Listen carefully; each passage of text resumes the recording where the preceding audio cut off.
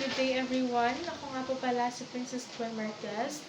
Ngayon po ay aking papakita at babahagi sa inyo ang aking triple Venn diagram patungkol sa gender roles sa Africa, New Guinea at Kanlurang Asya. First, start po muna tayo sa differences sa Africa. Kababaihan, malaking papel sa agrikultura, madalas namamahala sa pamilihan, ilang lipunan ay matrilineal or mas malakas ang papel ng babae. Kalalakihan, pastol, mandirigma at tagapagtanggol ng komunidad, mga pinuno ng tribo sa karamihan ng kultura. Next po is sa New Guinea. Kababaihan, nagpapalugo ng root crops, taro or sweet potato, nagsasagawa ng childcare at local food prep. Kalalakihan, may meal houses or hiwalay na tirahan para sa ritual. Sumasailalim sa initiation rites, malakas ang papel sa religious rites at warfare. Sa Kanlurang Asya naman po, kababaihan nakatutok sa domestic roles sa karamihan ng bansa. Mas kaunti ang mobility at public influence depende po sa bansa. Kababaihan at kalalakihan, pinuno ng pamilya, dominant sa politika,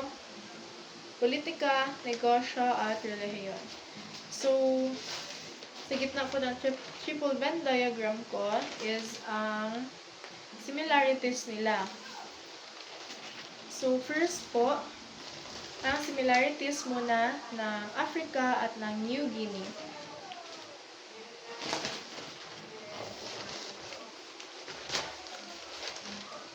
Malinaw na gender division of labor, parehong may mahalagang papel ang kababaihan sa food production, mga lalaki ang karaniwang tagaganap ng ritual at protection. So, ang similarities ng Africa at ng New Guinea, pareho po silang may malinaw na paghahati ng gawain.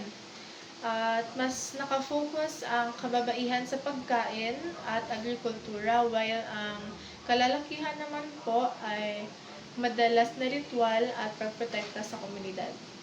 So, next po is similarities ng Africa at ng Kanlurang Asya. May paternal o male-dominant leadership structure, tradisyon at kultura ang humubog sa gender roles, household roles ng kababaihan ay mataas ang halaga.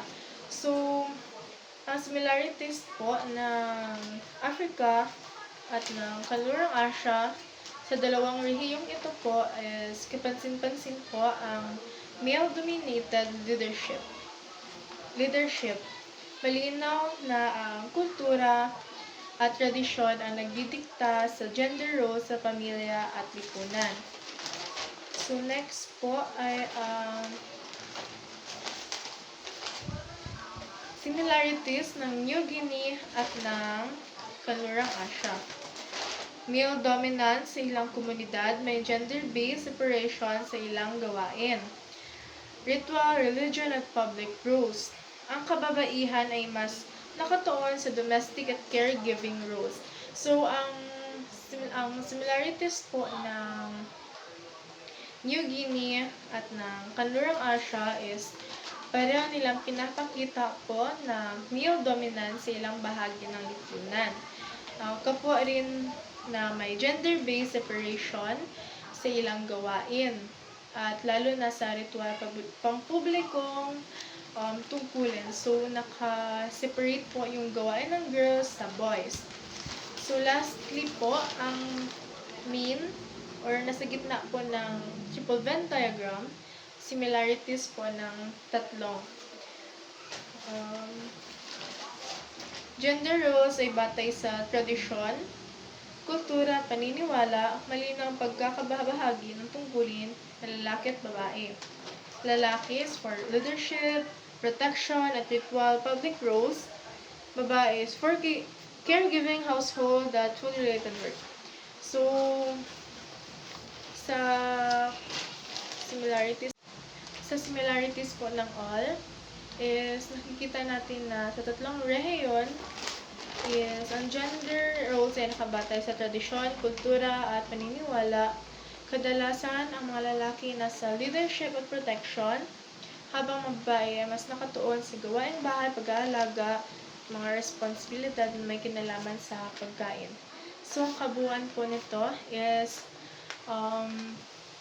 dahil magkaiba ang Africa, New Guinea at Kanlurang Asia, lahat sila ay nagpapakita ng gender roles na hinubog ng kanilang kultura. Yun lamang po. Maraming salamat.